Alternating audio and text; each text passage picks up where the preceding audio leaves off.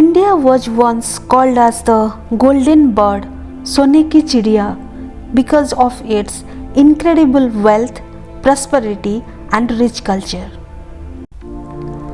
In ancient times, India was one of the wealthiest nations in the world. It contributing a large share to the global economy.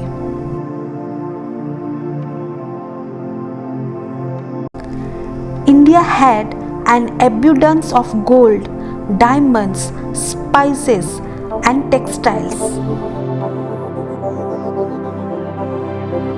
It attracts traders from countries like Arabia, Rome, and Europe.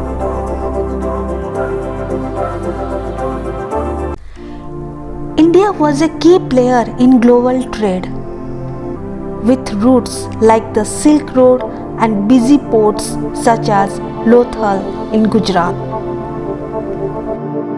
Indian goods like spices, muslin, silk, gemstones are highly valued in foreign markets. In ancient times, the universities like Nalanda, Takshashila made India a center of learning, and it attracts students from across the world.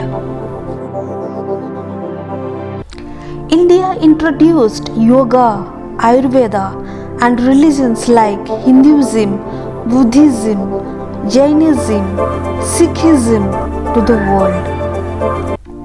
India's fertile land produced plenty of crops, making the country self-sufficient and a major exporter of food and raw materials.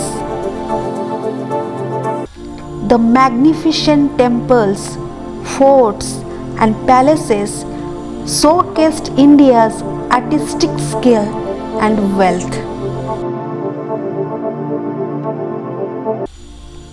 But as you know, today India lost the title.